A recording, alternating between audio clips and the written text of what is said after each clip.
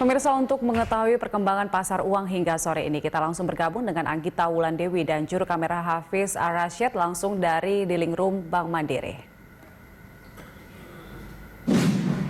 Anggita, bagaimana posisi nilai rupiah hingga sore ini? Ya, rupiah menyentuh level terendah sejak November 2018 dan menjadi mata uang dengan pergerakan terlemah di regional Asia. Buruknya sentimen pasar ini juga masih membuat pelaku pasar masih melakukan aksi jual hingga hari ini. Untuk membahas bagaimana kondisi pergerakan rupiah dari pagi tadi hingga sore ini dan apa saja sentimen utama penggerak pelemahan rupiah, saat ini saya sudah bersama dengan Reni Eka Putri selaku Senior Quantitative Analyst Bank Mandiri. Mbak Reni, siang tadi rupiah sempat menyentuh level 14.840 per 1 US dollar. Bagaimana posisinya sore ini? Ya, kalau kita lihat level rupiah saat ini memang mengalami koreksi seiring dengan koreksi yang terjadi di mata uang Asia ya terutama. Jadi kita lihat rupiah hari ini juga melemah terhadap sebagian besar mata uang Asia lainnya karena pelemahan rupiah lebih dalam. Jadi kalau kita lihat hari ini saja rupiah itu sudah melemah hampir 5%.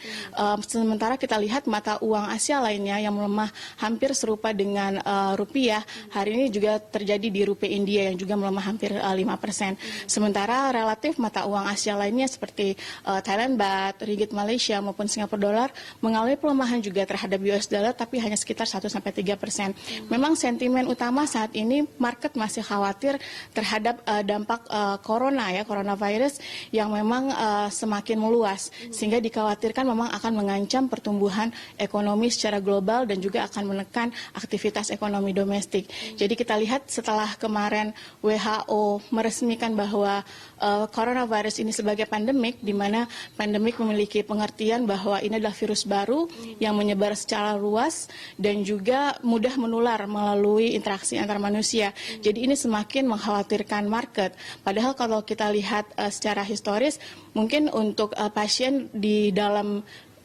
teritori Tiongkok itu sedikit menurun, udah mulai melandai, namun justru kasusnya mulai meningkat di luar kawasan Tiongkok. Jadi ini juga yang menjadi kekhawatiran pasar tersendiri, di mana terdapat kasus-kasus baru yang kemudian muncul dan juga terjadi di Indonesia ya, sehingga menekan market Indonesia tidak hanya di pasar falasnya, namun juga di pasar modal, baik itu pasar saham maupun pasar obligasi.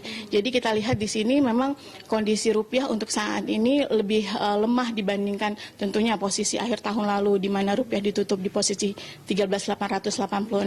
Jadi kalau kita lihat untuk posisi hari ini sudah melemah hampir 1.000 poin ya Mbak. Jadi ini memang didukung juga oleh pesimisme market menghadapi volatilitas market yang sangat tinggi untuk seminggu atau 2 minggu terakhir. Baik.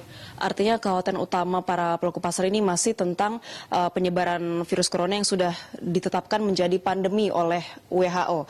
Dan kalau kita lihat ini tidak hanya rupiah saja yang melemah, namun juga saham, kemudian emas juga anjlok dan obligasi pun anjlok dengan adanya aksi jual. Ini dampaknya ke pergerakan rupiah bagaimana?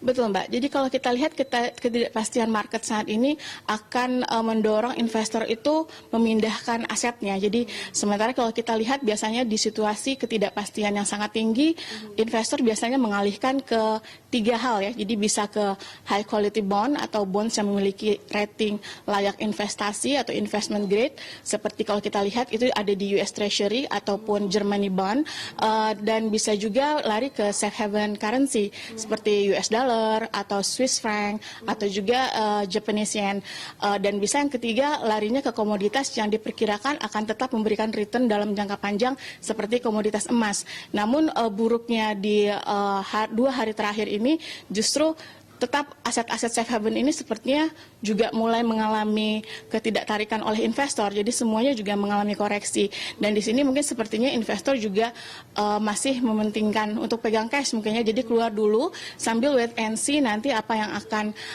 terjadi dalam jangka pendek.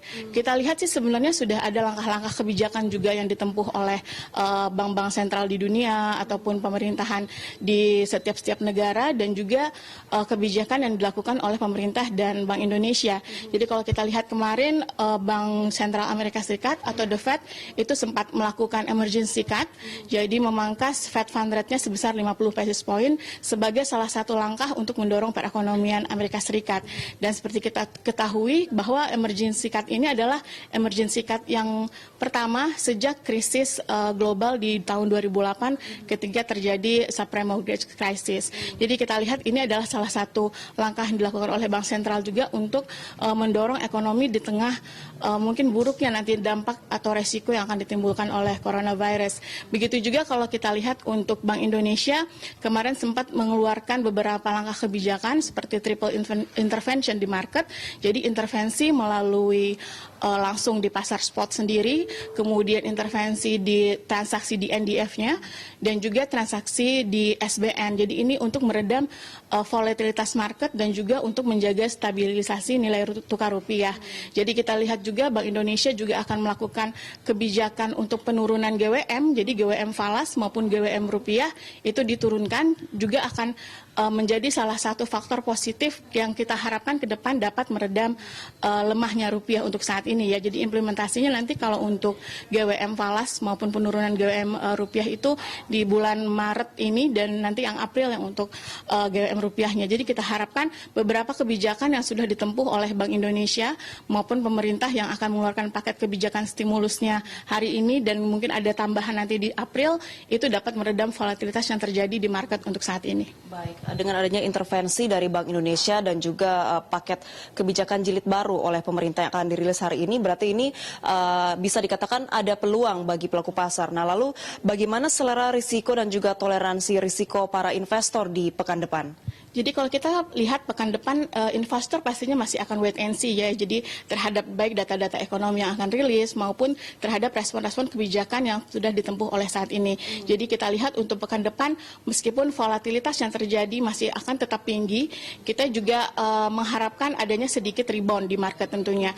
Baik melalui langkah-langkah yang tadi sudah dilakukan oleh Bank Indonesia maupun langkah-langkah yang juga diantisipasi oleh setiap emiten kalau di stock market ya. Dan juga untuk di rupiah kita juga mengharapkan adanya rebound dari kembali masuknya capital inflow.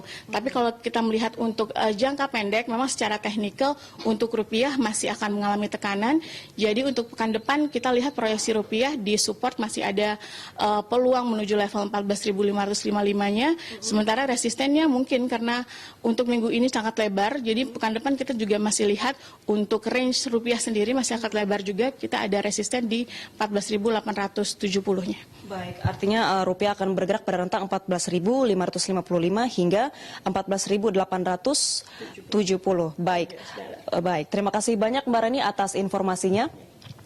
Iya, Julita dan pemirsa, demikian wawancara kami dengan Senior Quantitative Analyst Bank Mandiri, Reni Eka Putri, di mana hari ini rupiah melemah hampir 5% dan sentimen utama ini masih oleh penyebaran pandemi virus corona yang dikhawatirkan akan mengancam pertumbuhan ekonomi global dan juga mengkhawatirkan para pelaku pasar. Sementara itu investor masih akan bersikap wait and see terhadap hasil dari stimulus yang akan diberikan oleh pemerintah dalam kebijakan jilid baru dan juga intervensi yang dilakukan oleh Bank Indonesia, dan diperkirakan pada pekan depan rupiah akan bergerak pada kisaran 14.555 hingga 14.870 per 1 US dollar.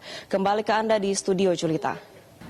Baik, terima kasih Anggita untuk informasinya. Pemirsa, reporter Anggita Wulandewi dan juru kamera Hafiz Ar-Rasyid melaporkan langsung dari Dealing Room Bank Mandiri.